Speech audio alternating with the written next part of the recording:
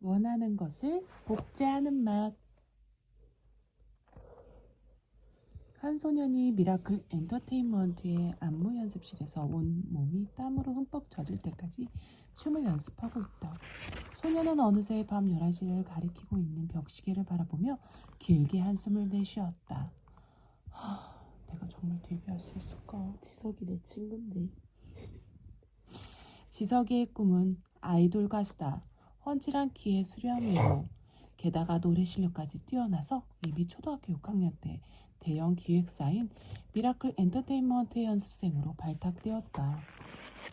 타고난 성품이 착한 데다 노래 실력까지 갖춘 지석이는 늘 친구들의 부러움을 샀다. 하지만 어느새 고등학교 3학년이 된 지석이는 말 못할 고민 때문에 머릿속이 터질 것만 같았다. 지금이라도 열심히 공부해서 대학에 진학하는 게 좋을지 아니면 아이돌 데뷔조에 들어갈 수 있게 죽기 살기로 춤 연습을 더 해야 할지 갈피를 잡지 못했다. 사실 지석이는 아이돌 가수 데뷔가 손에 잡히지 않는 먼 꿈처럼 느껴진다. 지난주 데뷔조 선발 테스트에서 박 실장님이 했던 말도 지석이의 머릿속에서 계속 맴돌았다.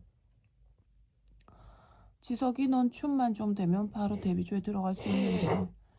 그날도 박 실장님은 지석이 춤을 보며 아쉬움을 드러냈다. 그도 그럴 것이 지석이를 연습생으로 발탁한 사람이 바로 박 실장님이다. 가요계는 실력이 없으면 버려질 수밖에 없는 냉혹한 프로의 세계이다. 특히 아이돌 가수는 외모, 노래, 춤 이 삼박자를 고루 갖추어야 살아남을 수 있다. 그때 박 실장님이 안무실로 들어와 지석이에게 이온 음료를 건넸다. 지금까지 계속 연습하고 있었던 거니? 네. 박 실장님이 지석이를 물끄러미 바라보았다. 박 실장님의 표정에 지석이를 안쓰러워하는 마음이 그대로 드러났다. 사실 춤은 열심히 춘다고 되는 게 아니다. 한 동작 한 동작 정확하게 마무리를 지으면서 각 동작을 군더더기 없이 매끄럽게 연결할 수 있어야 한다. 지석이는 지난 몇 년 동안 그 누구보다 피나는 노력을 했다. 하지만 춤은 늘 제자리 걸음이었다. 물론 일반인에 비하면 그럭저럭 춤을 추는 편이지만 최고의 댄서가 되어야 하는 아이돌 연습생들 사이에서는 최하 수준이었다. 음악의 흐름을 따라가지 못하는 지석의 춤은 조화가 중요한 아이돌 그룹의 안무에 방해될 뿐이었다. 그나마 지난 몇 년간 열심히 연습한 덕에 얼추 균형을 맞추긴 한다. 그러나 막상 녹화한 영상을 모니터링해 보면 한숨이 절로 나왔다. 지석이는 우아하게 대형을 이루어 날아가는 기러기대 사이에 낀 청둥오리 같았다. 지석아, 춤이 생각보다 늘지 않아 고민이 많지? 근처에 맛집이 하나 생겼던데 같이 가서 야식이라도 먹을까? 박 실장님이 지석이에게 물었다. 지석이는 자신을 늘 따뜻하게 챙겨주는 박 실장님이 고마웠다. 하지만 한편으로는 어차피 데뷔하기 틀렸으니 애써 몸매 관련 필요 없이 먹고 싶은 거라도 실컷 먹으라는 것처럼 들렸다. 지석이는 절망감에 휩싸였다. 괜찮아요. 아까 저녁을 제법 든든히 먹었거든요. 지석이는 박 실장님의 제안을 정중히 사양하고는 샤워실로 향했다. 오늘따라 샤워기에서 쏟아져 나오는 물방울이 유독 따갑게 느껴졌다. 샤워를 마친 지석이는 평소처럼 소속사 근처에 있는 연습생 숙소를 향했다. 그런데 그때 처음 보는 화려한 식당이 지석이의 눈길을 끌었다. 지석이는 무언가에서 흘린 듯 식당 쪽으로 걸음을 옮겼다. 도깨비 식당? 혹시 박 실장님이 야식 먹으러 가자고 했던 데가 여긴가? 식당의 묘한 기운에 사로잡힌 지석이는 이내 호기심이 생겼다. 게다가 눈에 확 띄는 황금색 간판과 식당 안에서 풍겨나오는 말간스러운 냄새가 지석이를 강하게 끌어당겼다. 어서 와. 도깨비 식당 주인인 도아랑은 마치 지석이가 올 줄 알았다는 듯이 환하게 웃으며 자리를 안내했다. 새로 개업하셨나 봐요. 얼마 전까지만 해도 없었는데. 앉아. 음식은 뭘로 할래? 도아랑은 다짜고짜 반말을 했지만 지석이는 이상하게 별 거부감이 들지 않았다. 오히려 도아랑이 오랫동안 알고 지낸 누나처럼 가깝게 느껴졌다. 저는 그냥 이걸로 해.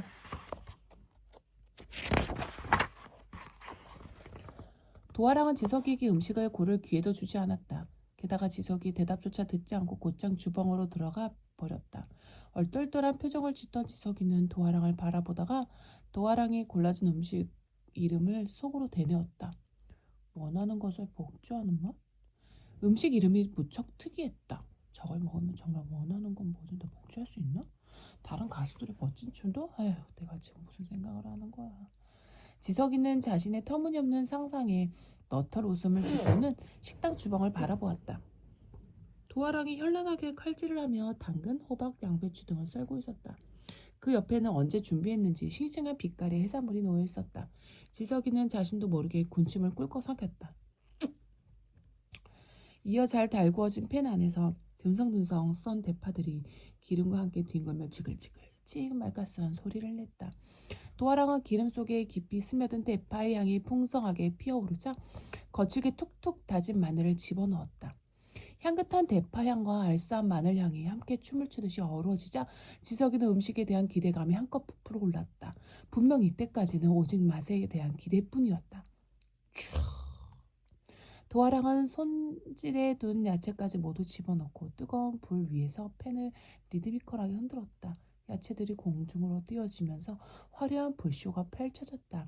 도화랑은 야채가 어느 정도 익어 즙이 나오기 시작하자 송송 썬 청양고추와 불그스름한 고춧가루를 듬뿍 넣었다. 뜨거운 불 앞에서 요리하느라 도화랑의 이마에 어느새 땀방울이 송글송글 맺혔다. 땀방울이 조명빛을 받아 반짝거렸다.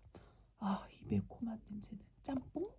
매콤하고 강렬한 고추향이 지석이의 답답한 가슴을 뻥 뚫어주었다. 음식에 대한 단순한 호기심은 어느덧 엄청난 기대감으로 바뀌어 있었다. 엄마, 음. 나 이거 예전에 내가 미리 본 것 같은데 마지막에 뭐 세계 최고의 뭐 캐릭터 카스트고 뭐 거기 뭐 거기서 뭐 그 센터로 막 한다고 막 그런 것 같은데. 진짜? 뒤이어 진하게 우려낸 돼지고기 육수와 신선한 해산물이 퐁퐁 소리를 내며 줄지어 들어간다. 팬 안에는 어느새 새빨간 짬뽕 국물이 보글보글 끓고 있었다. 그때 도화랑이 탐스러운 낙지 한 마리를 통째로 집어넣었다. 그때까지 살아있던 싱싱한 낙지는 현란한 춤을 추듯이 온몸을 힘차게 꿈틀거렸다. 세상의 모든 춤을 죄다 빨아들일 것처럼 역동적으로 움직이는 낙지를 보자 지석이 눈이 휘둥그레졌다. 우리도 이거 해먹을까? 진짜 맛있을 것 같아. 레시피 안 나오잖아. 도화랑은 미리 삶아두었던 면을 뜨거운 국물에 넣고 휘휘 저었다. 그러자 축 처져 있던 면발이 탱글탱글하게 살아났다. 지성이는 얼른 짬뽕을 맛보고 싶어서 두 눈이 튀어나올 지경이다. 자, 한번 먹어봐. 매콤한 맛이 일품일 거야. 도화랑이 지석이 앞에 먹음직스러운 짬뽕을 내어 놓으며 말했다. 입맛을 자극하는 매혹적인 향에 지석이는 정신을 차릴 수가 없었다. 누나, 여기 짬뽕 맛집인가 봐요. 비주얼이 정말 끝내줘요. 도화랑은 지석이가 허락도 없이 누나라고 불렀지만 개의치 않고 빙그레 웃었다. 지석이가 젓가락을 집어들고 막 맛을 보려는데 도화랑이 짬뽕과 함께 내놓은 메모가 눈에 들어왔다. 원하는 것을 복제하는 맛의 효과는 한 달간 지속됩니다. 원하는 것을 그대로 모방할 수 있으며. 내용을 대충 훑어본 지석이는 도깨비 식당이라는 콘셉트에 맞춰 마케팅용으로 만든 문구라고 생각했다. 그래서 크게 개의치 않고 다시금 젓가락을 들어올렸다. 잘 먹겠습니다. 지석이는 짬뽕을 또 한 입 중간에 먹자마자 중간에 뭐 한 달이었지라고 막 딱 기억나가지고 막 하는 것 같아. 입에 착 붙는 매콤한 맛에 깜짝 놀랐다. 난생 처음 맛보는 황홀한 그 자체였다. 지석이는 짬뽕에 푹 빠져 정신없이 젓가락질을 했다. 순식간에 짬뽕을 해치운 지석이는 그제야 말끔하게 빈 그릇을 보며 흠칫 놀랐다. 그와 동시에 자신이 지갑을 들고 오지 않았다는 사실도 깨달았다. 그런데 너무 늦은 시간이라 연습생 동기에게 전화하기도 애매했다. 그렇다고 돈을 내지 않고 도망가는 건 지석이 성격에 꿈도 못 꿀 일이었다. 지석이가 머뭇머뭇 도화랑의 눈치를 살피자 도화랑이 빙그레 웃으며 지석이에게 다가왔다. 지석이는 도화랑이 음식값을 받으러 오는 줄 알고 움찔거리며 한 걸음 물러섰다. 돈 걱정은 하지 마. 도화랑은 마치 지석의 마음을 훤히 깨뜨리고 있는 것처럼 말했다. 그게 무슨 공짜는 아니지만 돈을 받지는 않아. 공짜는 아니지 돈을 받지 않는다고? 대체 무슨 말이야? 지석이는 순간 등골이 오싹해지는 느낌이 들었다. 그리고 조금 전까지만 해도 친근한 게 느껴졌던 도아랑의 눈빛이 어딘지 모르게 섬뜩했다. 설마 음식값으로 목숨을? 그 생각을 하자 지석이는 너무 무서워서 저도 모르게 두 눈을 질끈 감았다. 머리카락 하나 뽑아도 되지? 네, 물론이죠. 지석이가 다시 눈을 떴을 때 도아랑은 지석이의 머리카락 한 올을 쥐고 있었다. 음식값 대신 받은 머리카락이 마치 황금이라도 되는 것처럼 즐겁게 콧노래를 부르기까지 했다. 너를 다시 만날 일은 없겠지만 내 꿈을 응원할게. 지석이는 도아랑의 얘기를 듣는 등 많은 등 하며 허겁지겁 식당을 빠져나왔다. 그리고 식당에서 어느 정도 멀어지자 그제 안도의 한숨을 내쉬었다. 마음이 한결 편해진 지석이는 바로 앞에 있는 건물 위 대형 스크린을 올려다보았다. 스크린에서는 국내 최정상 아이돌 그룹인 큐브 소년단의 화려한 무대가 펼쳐지고 있었다. 그들의 춤과 노래는 전 세계가 인정할 만큼 매우 뛰어났다. 바로 그때 지석이의 다리가 제멋대로 움직이기 시작했다. 지석이는 깜짝 놀라서 자신의 다리를 내려다보았다. 내가 왜 큐브 소년단의 춤을 따라하고 있는 거지? 지석이가 고개를 갸웃하는 사이 양팔도 제멋대로 움직이며 큐브 소년단의 춤을 똑같이 추기 시작했다. 이게 되네? 평소 아무리 연습해도 되지 않던 동작들을 완벽하게 해내자 지석이는 너무 기뻐서 펄쩍펄쩍 뛰었다. 그러다 곧 고개를 내저었다. 갑자기 왜 이런지 모르겠지만 어쩌다 우연히 된 거겠지. 방금은 내 의지대로 춘 게 아니었어. 지석이는 방방 뜨는 마음을 애써 누르며 진정시켰지만 큐브 소년단의 안무를 제멋대로 따라하는 팔다리는 어쩌지 못했다. 다행히 스크린에서 재생되던 큐브 소년단의 노래가 끝나자 지석이의 몸도 절로 멈추었다. 혹시 지금 이 상황이... 지석이는 재빨리 핸드폰을 열어 방금 보았던 큐브 소년단의 무대 영상을 켰다. 하지만 아까와 달리 몸이 전혀 반응하지 않았다. 역시 우연이었어. 이게 가능하다면 세상 사람들이 다 아이돌 가수를 하려고 했겠지.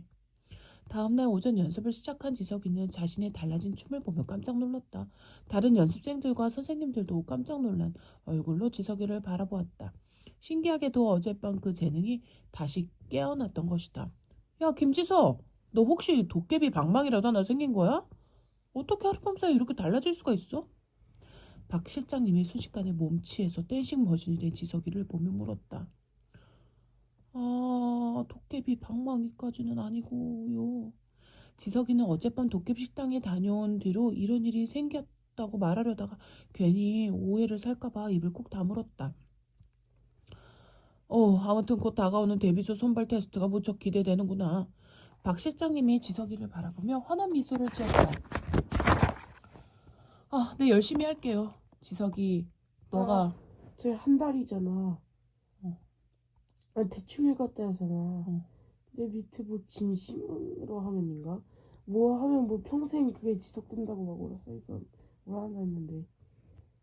저 데뷔 볼 때가 딱 한 달 끝나는 시점이어가지고 절망하고 있을 때 딱 돼가지고 데뷔 돼가지고 뭐 최고의 마크에 됐다 하던데. 지석이, 너가 언제 열심히 한 적 있니? 안 한 적 있니? 아무튼 이번엔 느낌이 아주 좋아. 안 좋거든. 드디어 데뷔쇼 선발 테스트가 열리는 날이 밝았다. 지석이는 오늘을 위해 만반의 준비를 끝냈다. 도끼 식당에서 먹은 그 짬뽕 덕분에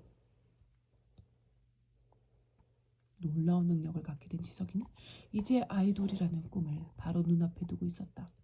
다른 연습생들보다 숙소에서 일찍 나선 지석이는 어느 때처럼 과일 가게 앞을 지나 큰 길로 향했다. 그런데 저 멀리서 승용차 한 대가 거친 엔진 소리를 내며 빠른 속도로 달려오고 있었다. 아니, 좁은 골목에서 저렇게 빨리 달리면 어떡해. 걔 부딪혀가지고 다리 다친. 누가 튀어나오라면 어쩌라고. 지석이가 그렇게 생각하던 찰나 전동 킥보드를 탄 아이 하나가 경사로를 따라 내려오는 게 보였다. 이대로라면 승용차와 전동 킥보드가 충돌할 게 불을 보듯 훤했다. 보통 사람이라면 망설였을지 모르지만 지석이는 그게 내용이 뭐 누구를 뭐 구하면 된다 했는데. 지석이는 본능적으로 아이를 향해 뛰어가며 외쳤다. 멈춰, 위험해!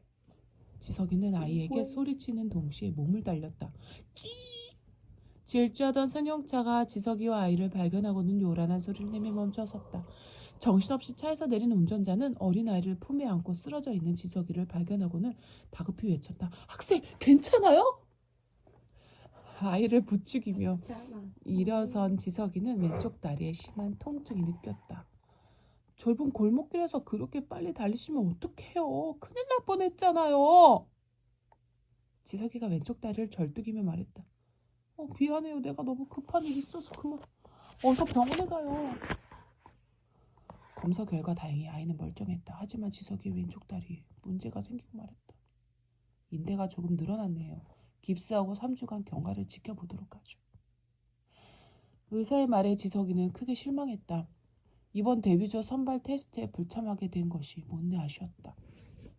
아이와 함께 바닥을 뒹굴었을 때 이미 예상했지만 막상 현실이 되고 보니 쉽게 받아들여지지 않았다.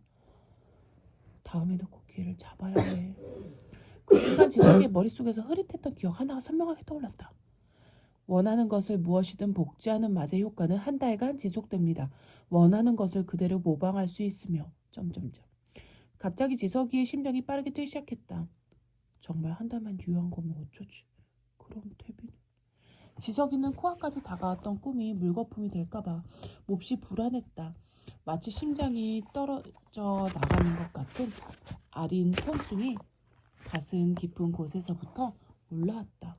조금 뒤 박 실장님이 깜짝 놀란 얼굴로 병원에 도착했다. 지석의 속사정을 모르는 박 실장님은 다음 선발 테스트에서 실력을 발휘하면 된다고 위로했다. 하지만 지석이는 자신의 신기한 능력이 곧 사라질까봐 속이 까맣게 타들어갔다. 그래, 도깨비식당에 다시 가서 효력이 더 길게 가는 짬뽕을 먹으면 돼. 아니, 그 능력이 영원히 지속되면 더 좋고.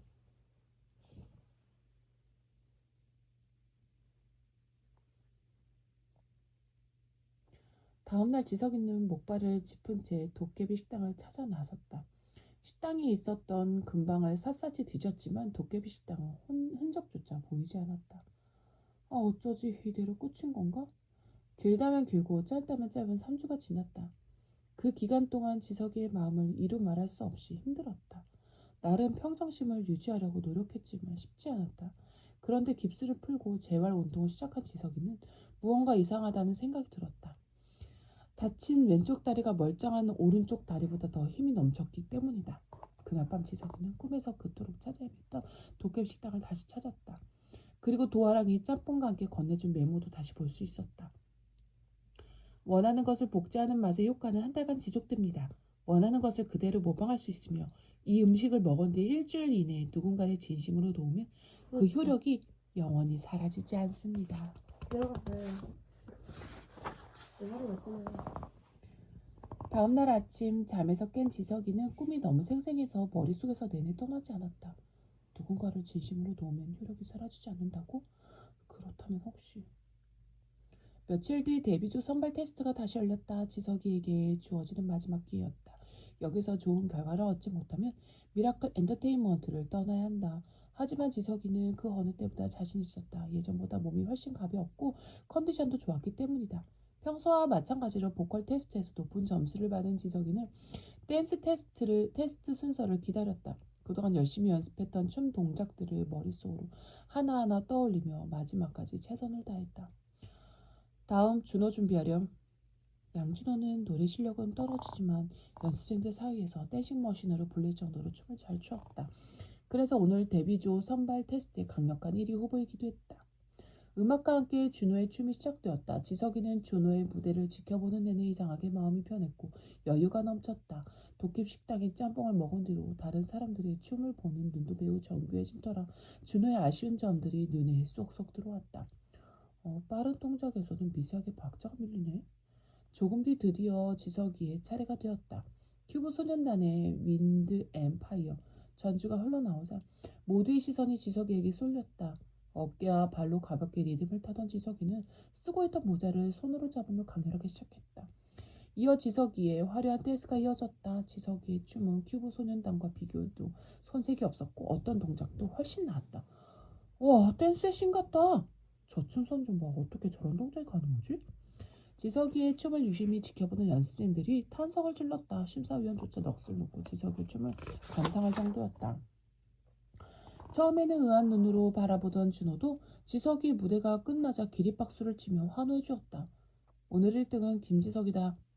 결국 1등을 차지한 지석이는 미라클 엔터테인먼트에서 심혈을 기울여 준비 중인 5인조 그룹 슈퍼클라스의 멤버로 발탁되었다. 이름 너무 뻔한. 데뷔가 코앞으로 다가오자 지석이는 연습 시간이 더없이 행복했다. 데뷔곡의 안무 중 일부는 지석이가 제안한 동작으로 바꿀 정도로 팀 내에서도 인정을 받았다. 드디어 슈퍼클라스가 화려하게 데뷔하는 날이 밝았다. 자, 이제 힘껏 날아올라 보자. 슈퍼클라스 화이팅! 화이팅! 소리가 너무 뻔한데. 슈퍼클라스 멤버들은 박 실장님의 고에 맞춰 슈퍼클라스 이름이 너무. 파이팅을 외친 뒤 음악 방송 무대로 올라갔다. 너무 있어 보이려고 대충 지은. 화려한 조명이 무대 뒤에 선 5명을 밝게 비추었다. 곧이어 경쾌한 댄스 음악이 울려 퍼지면서 슈퍼클라스의 화려한 무대가 시작되었다.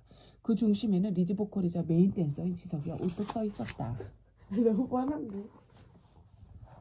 잃어버린 것을 되찾는 맛. 체리야, 체리야, 안 돼. 소희는 손사래를 치며 눈을 떴다. 벌써 몇 번째 같은 꿈이었다. 꿈에서 파란색 트럭이 무서운 속도로 체리를 향해 달려들었다. 갱음을 내며 달려오던 차 바퀴 소리가 귓가에 울리듯 생생했다. 소희는 일주일 전에 체리를 잃어버렸다. 체리는 하얀 털과 푸른 눈을 가진 귀여운 새끼 고양이다. 페르시아 고양이로 성격이 순하고 비단처럼 부드러운 털을 가지고 있다. 소희는 1년 넘게 부모님을 졸라 2달 전에 체리를 입양했다. 외동딸인 소희에게 체리는 하나밖에 없는 동생이자 소중한 친구였다. 소희는 오늘도 학교가 끝나자마자 체리를 찾아 나섰다. 전봇대마다 실종 전단지를 붙이고 동네 아파트 화단과 공원 주변을 계속 뒤졌다. 얼마나 돌아다녔는지 소희 배에서 꼬르륵 소리가 났다. 그때 길 모퉁이에서 고소한 냄새가 풍겨왔다. 소희는 침을 꼴깍 삼키며 자기도 모르게 냄새를 따라 걸음을 옮겼다. 도깨비 식당? 빨간색 지붕 아래에 황금색 간판이 눈에 확 들어왔다. 도깨비라는 이름처럼 뭔가 으스스한 분위기를 풍겼지만 식당에서 흘러나오는 냄새만큼은 기가 막혔다. 우리 동네 이런 식당이 있었나? 소희는 조심스레 식당 문을 열고 들어섰다. 그런데 맛있는 냄새에도 불구하고 손님은 한 명도 없었다. 보글보글 물 끓는 소리만 요란했다. 그때 가느다랗고 뾰족한 귀를 가진 도화량이 황금 국자를 들고 나타났다. 뭔가 힘든 일이 있었구나. 어서 앉으렴. 붉은색 앞치마와 검은색 두건을 두른 도화랑은 동그랗게 말아 올린 머리에 도깨비 조각이 달린 황금 비녀를 꽂고 있었다. 옷구슬이 달랑이는 귀걸이, 찬란하게 빛나는 화려한 목걸이, 영롱한 빛깔의 에메랄드 반지도 한눈에 들어왔다. 배고프지? 메뉴를 한번 골라보렴. 그런데 제가 지금 돈이 없어요. 소희가 도화랑의 표정을 살피며 쭈뼛쭈뼛 대답했다. 순간 도화랑의 신비로운 회색 눈동자가 반짝였다. 도화랑이 자신의 마음을 꿰뚫은 것처럼 쳐다보자 소희는 온몸에 털이 곤두서는 것 같았다. 도화랑은 소희의 머리에서 황금색 머리카락 한 올이 반짝이는 것을 발견하고는 빙그레 미소를 지었다. 괜찮아. 맛있게 먹기만 하면 돼. 대신 머리카락 한 가닥만 뽑아도 될까? 내 머리카락이요? 소희는 머리카락을 달라는 도화랑이 좀 의아했지만 근데 진짜 저거 마지막에 어떻게 써먹을까 머리카락. 궁금하다 그치? 음식을 준다는데 마다할 이유가 없었다. 알겠어요. 한 가닥만 뽑는 거죠? 물론이지. 톡! 도화랑은 투명한 유리병에 소희의 황금색 머리카락을 집어넣었다. 이제 메뉴를 골라보렴. 소희는 고급스러워 보이는 탁자에 앉았다. 탁자 위에 놓여있던 번쩍이는 황금색 메뉴판을 들여다보니 음식 이름이 빼곡하게 적혀 있었다. 못된 놈 방망이로 때려주는 맛, 히말라야 정상에서 크게 소리지르는 맛, 잃어버린 것을 되찾는 맛. 이게 뭐야? 맛만 적혀있고 어떤 음식이 나오는지는 알 수 없잖아. 소희는 다시 한번 메뉴판을 읽다가 멈칫했다. 잃어버린 것을 되찾는 맛? 맞다, 체리. 소희는 체리가 번뜩 떠올랐다. 잃어버린 것을 되찾는 맛으로 주세요. 잘 골랐구나. 조금만 기다리렴. 도화랑은 주방으로 가 냉장고에서 연어를 꺼냈다. 얘한테는 아까 그 아이돌한테는 그냥 억지로 이걸 시켜놓고서는 걔한테는 고르게 해주는 거야. 연어의 칼집을 낸 다음 주방 타월로 꾹꾹 눌러 물기를 제거했다. 도화랑이 불그스름한 연어를 능숙하게 손질하자 소희의 눈이 둥그러졌다. 체리가 좋아하던 연어 스테이크를 만드는 건가? 도화랑은 연어의 양면에 소금과 후추를 뿌려 밑간을 했다. 김부금식이 아니네.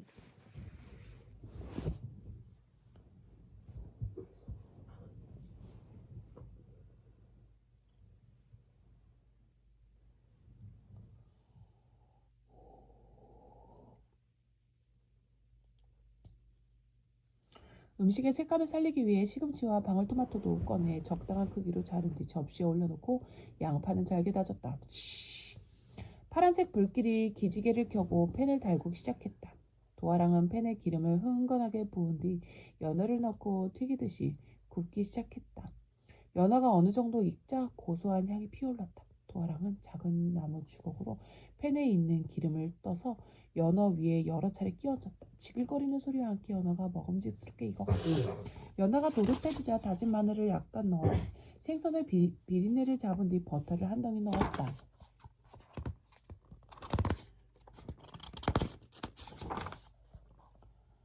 버터향과 알싸한 마늘향이 조화롭게 섞이면서 연어 스테이크에 진한 풍미가 더해졌다. 도화랑은 맛있게 구워진 연어 스테이크를 철망 위로 옮겨 기름기를 뺐다. 이제 마무리해볼까? 도화랑은 또 다른 팬을 꺼내 올리브유를 살짝 두른 뒤 다진 양파, 시금치, 방울토마토를 넣고 재빠르게 볶아 접시에 담았다. 그 위에 연어 스테이크를 올리고 머스터드와 생크림을 섞어 만든 소스를 뿌리자 환상적인 연어 스테이크가 완성되었다. 마지막으로 황금 비녀를 쓸어내리자 연어 스테이크 위에 황금 가루가 사르르 내려앉았다. 맛있게 이게 뭐야? 먹으렴. 소희는 연어 스테이크를 적당히 잘라 입안에 넣고 천천히 씹었다. 겉은 바삭하고 속은 촉촉한 연어살이 입속에서 눈처럼 녹아내렸다. 생크림과 머스터드가 절묘하게 어우러진 소스도 소희의 혀를 소미불로 감싸주듯이 부드럽게 스며들었다. 연어 스테이크를 먹다 보니 지난 여름 체리와 함께 바닷가에서 놀았던 추억이 떠올랐다. 그러자 시원한 바다향이 입안에 가득 차는 것 같았다. 소희는 연어 스테이크를 먹다 말고 지그시 눈을 감았다. 체리를 품에 안았을 때의 따뜻한 느낌이 천천히 되살아났다. 순간 어디선가 체리의 심장 소리가 들리는 듯했다. 콩닥콩닥콩닥. 소희는 체리의 심장 소리가 점점 더 슬슬하게 느껴졌다. 체리는 분명히 살아있어. 소희의 눈에서 어느새 뜨거운 눈물이 흘러내렸다. 소희는 깨끗이 비운 접시 위에 포크를 내려놓았다. 그러자 도화랑이 소희에게 다가왔다. 맛있었니? 후추를 조금 더 뿌렸어야 했는데. 진짜 맛있었어요. 제가 먹은 연어 스테이크 중에 최고였어요. 소희는 엄지손가락을 번쩍 들어 올렸다. 도화랑이 흐뭇한 미소를 지으며 말했다. 당분간 신기한 소리가 들릴 거야. 놀라지 말고 그 소리에 집중하렴. 그럼 너가 애타게 찾고 있는 걸 찾을 수 있을 테니까. 그리고 혹시라도 문제 생기면 천사를 떠올리렴. 천사요? 도화랑은 따뜻하게 웃으며 고개를 끄덕였다. 소희는 도화랑의 말을 도통 이해할 수 없었지만 기분 좋게 식당을 나섰다. 어느새 해가 저물고 있었다. 핸드폰을 보니 벌써 6시가 넘은 시각이었다. 엄마가 퇴근해 오실 시간이네. 소희는 서둘러 집으로 향했다. 소희는 횡단보도에서 파란불 신호를 기다리고 있었다. 그때 어디선가 이상한 소리가 들렸다. 일주일 전에 사고를 당했던 그 하얀 고양이는 어떻게 됐다냐? 트럭에 치인 새끼 고양이 말이냐? 맞다냥. 길바닥에 누워있는 걸 봤는데 걱정된다냥. 걱정도 팔자다냥. 어떤 착한 사람이 저 앞 한길 동물병원에 데리고 갔다냥. 세상에 죽어가는 고양이를 살리려고 애쓰는 사람도 있다니 신기하다냥. 소희가 사방을 둘러보았지만 주변에는 아무도 없었다. 횡단보도 한쪽에 쭈그리고 앉아있는 고양이 2마리만 보일 뿐이었다. 설마 고양이가? 소희는 고양이에게 천천히 다가가 말을 건넸다. 너희들 지금 뭐라고 했어? 하얀 고양이가 트럭에 치였다고? 엥? 사람이 고양이 말을 알아듣다니 이게 뭔 일이다냐? 두 고양이는 깜짝 놀라서 소희를 쳐다보았다. 놀란 건 소희도 마찬가지였다. 아니 어떻게 고양이 말을 알아듣는 거지? 혹시 연어 스테이크 때문인가? 소희는 고양이와 대화할 수 있다는 게 신기했지만 그보다 체리를 찾는 게 더 급했다. 한길 동물병원이 어디 있어? 아까 분명히 하얀색 새끼 고양이라고 했지? 소희가 쭈그려 앉아 고양이들과 눈높이를 맞추며 물었다. 한길 동물병원은 횡단보도를 건너 오른쪽 골목으로 들어가면 있다냥. 고양이가 긴 꼬리를 살랑거리며 길 건너 골목을 가리켰다. 고마워 야옹아. 소희는 며칠 동안 꾸었던 불길한 꿈이 다시금 떠오르면서 마음이 조급해졌다. 파란불로 바뀌자 소희는 길 건너편의 한길 동물병원으로 후다닥 달려갔다.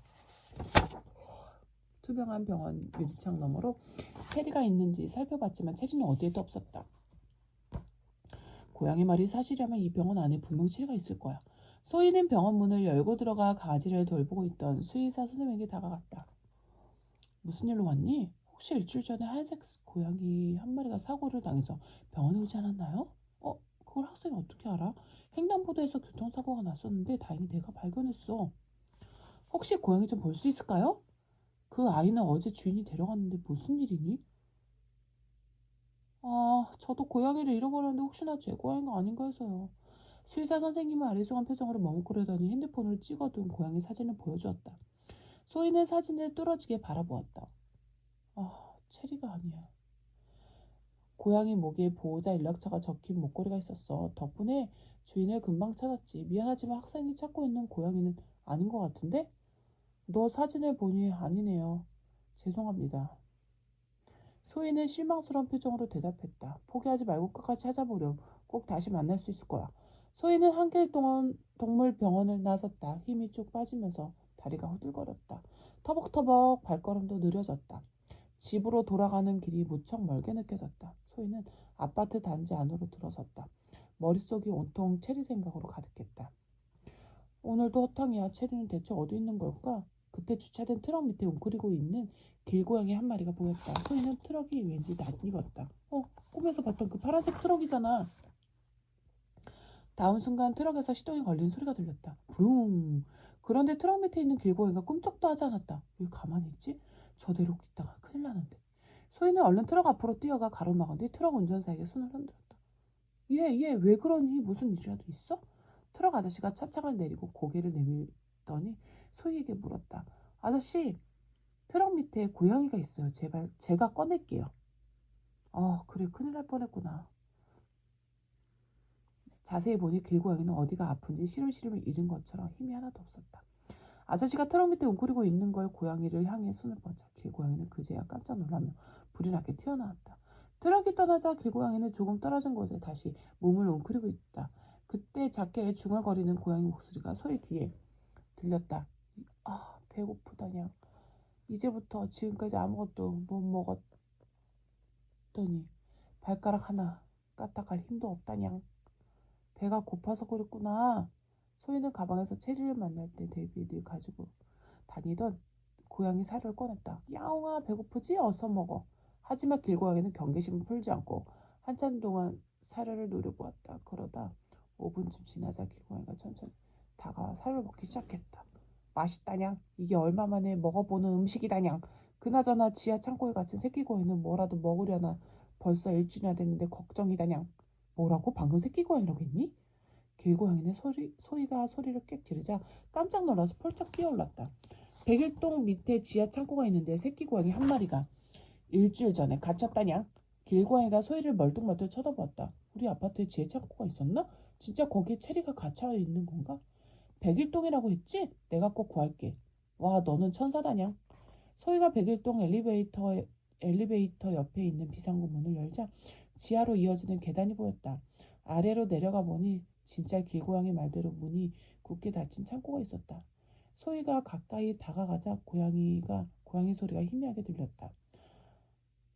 살려주세요. 소희는 문 앞에 바짝 다가가 다시 한번 귀를 기울였다. 고양이 소리가 점점 작아졌다. 문에는 관계자 외 출입 금지라고 적힌 노란색 팻말이 붙어 있었고 도어락도 설치되어 있었다. 도어락 비밀번호를 몰라서 열 수가 없네. 경비 아저씨도 도와달라야겠다. 소희는 재빨리 경실로 달려갔지만 경비 아저씨는 순찰 중 팻말을 걸어둔 채 자리를 비운 상태였다. 혹시나 하고 아파트 관리사무소로 가봤지만 사무소 직원들은 이미 퇴근하고 없었다. 어쩌지 분명히 살려달라는 소리가 들렸는데. 소희는 다시 지하 창고로 내려가 문을 두드렸다. 입에는 아무 소리 들리지 않았다. 소희는 창고 주변을 유심히 살펴보았다. 그때 문틈에 끼어있던 하얀 털이 소희 눈에 띄었다. 이건 체리털랑 비슷한데 그나저나 창고 비밀번호가 뭘까? 바로 그때 도쿄식당에서 도화랑이 했던 말이 떠올랐다. 문제가 생기면 천사를 떠올리렴. 혹시 비밀번호가 천사? 소희가 천사를 차례 누르자 거짓말처럼 띠리리 하고 문이 열렸다. 우와, 열렸어! 대탈출해서 온 것 같은데. 소희가 탄성을 질렀다. 지하 창고는 생각보다 넓고 컴컴했다. 소희는 핸드폰 손전등을 켠 뒤 다시 한번 계단을 천천히 내려왔다.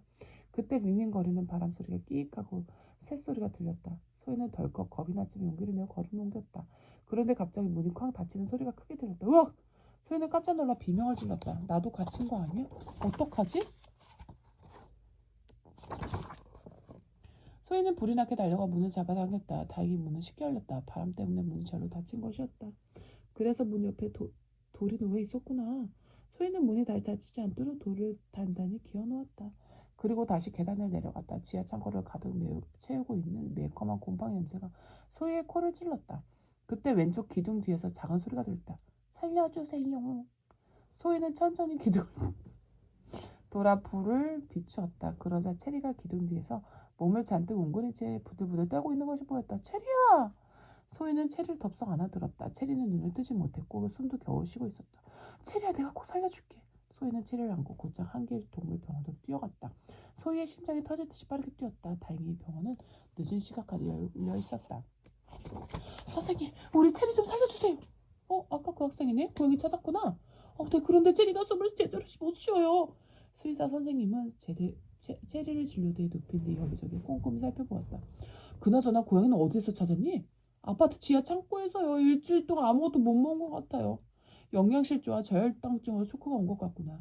너무 걱정하지 말고 잠시 나가서 기다려줄래? 일단 부모님께 전화부터 드리렴. 소희는 혹시라도 체리가 잘못될까봐 두려웠다. 두 손을 덜덜 떨며 엄마에게 전화했다. 엄마, 체리 찾았어요. 지금 한길동물병원에 있으니까 빨리 와주세요. 소희가 울먹이며 말하자 핸드폰 너머에서 엄마가 다급히 외쳤다. 알겠어. 엄마 근처니까 금방 갈게. 조금만 기다려. 조금 뒤 소희 엄마가 한길동물병원에 도착했다. 엄마는 소희를 꼭 안으며 다독여 주었다. 잠시 후 수의사 선생님이 밝은 표정으로 진료실에서 나왔다. 다행히 체리 호흡이 정상으로 돌아왔단다. 며칠 동안 입원해서 치료받으면 괜찮아질 거야. 정말 다행이다. 소희는 그제 안도의 한숨을 쉬며 환하게 웃었다. 그날 밤 소희는 체리가 걱정되어 병원에 좀 더 머물렀다. 이윽고 체리가 몸을 뒤척이더니 두 눈을 살며시 뜨고 깜빡거렸다. 소희가 체리의 얼굴을 부드럽게 쓰다듬었다. 그러자 체리가 혀를 날름거리며 소희의 손을 핥았다. 정말 다행이야. 난 너가 어떻게 될까봐 너무 무서웠어. 고맙다냐? 내가 날 찾아내지 못했다면 난 벌써 죽었을 거냐. 체리가 힘겹게 고개를 들어 소희를 바라보았다. 소희의 눈에 눈물이 그렁그렁했다. 그런데 어떻게 내 말을 알아듣는 거냐? 체리가 의아한 얼굴로 물었다. 어떤 식당에서 뭘 먹었는데 그대로 고양이 말이 들리기 시작했어. 그나저나 넌 왜 집 밖으로 나간 거야? 게다가 창고에는 왜 들어갔고 내가 얼마나 걱정했는지 알아? 너가 내 털 때문에 기침을 많이 하고 알레르기도 심해져서 종종 숨쉬는 것도 힘들어 보였다냥. 모든 게 다 내 탓 같아서. 그래서 너한테 미안해서 밖으로 나왔다냥. 뭐라고, 이 바보야. 내가 없으면 내가 얼마나 슬퍼할지 몰랐어? 걱정시켜서 미안하다냥. 아무튼 막상 집에 나오니까 엄청 춥고 배고팠다냥. 그나마 트럭 밑이 따뜻해서 숨어 있었는데 갑자기 부르릉 소리가 나지 뭐냥. 깜짝 놀라서 곧장 아파트 안으로 달려들어가 문이 열려있는 지하 창고로 숨었는데 쾅 소리가 나면서 문이 닫혔고 그대로 닫히고 말았다냥. 그래도 이만하게 천만다행이야. 소희는 그렇게 말한 뒤 체리의 머리를 쓰다듬어 주었다. 다음날 소희의 입안에서 내내 맴돌던 시원한 바다향이 사라졌다. 그러자 고양이 말도 더 이상 들리지 않았다. 소희는 다시 한번 도쿄식당을 찾아 나섰지만 아무리 찾아도 없었다. 소희는 어쩐지 서운한 마음이 들었지만 한 가지 사실은 분명히 알게 되었다. 무언가를 간절히 바라면 꼭 이루어진다는 것을 말이다. 덜커덩 새끼 고양이의 맑고 그렁그렁한 눈에 빠르게 달려오는 파란색 트럭이 보였다. 천둥이 치는 듯한 요란한 소리와 함께 땅이 우르르 울리자 새끼 고양이는 죽음의 냄새라도 맡은 것처럼 본능적으로 털을 바짝 세웠다. 겁에 질린 새끼 고양이가 애처롭게 울며 엄마를 찾았지만 아무 소용이 없었다. 덜커덩거리는 트럭의 바퀴 소리는 점점 더 커졌다. 공포에 질린 새끼 고양이는 한 발짝도 떼지 못한 채 몸을 웅크리고 벌벌 떨었다. 그때 황금 목걸이를 한 아름다운 고양이 한 마리가 나타나더니 번개처럼 새끼 고양이의 목더미를 물어 낚아챘다. 순간 바쁘게 돌아가던 세상이 일시에 멈춘 것처럼 고요한 정적이 흘렀다. 조금 뒤 새끼 고양이를 감싸고 있던 세상이 다시금 천천히 움직이기 시작했다. 휴, 조금만 늦어서 큰일 날 뻔했어. 어느새 원래 모습으로 돌아온 도화랑이 새끼 고양이의 머리를 부드럽게 쓰다듬었다. 따뜻한 손길을 느낀 새끼 고양이는 도화랑이 품에 고개를 푹 파묻었다. 벌써 집에 돌아갈 시간이군. 도화랑은 은은하게 빛나는 에메랄드 전천당이야? 반지를 내려다보며 아쉬운 미소를 지었다. 잠깐만.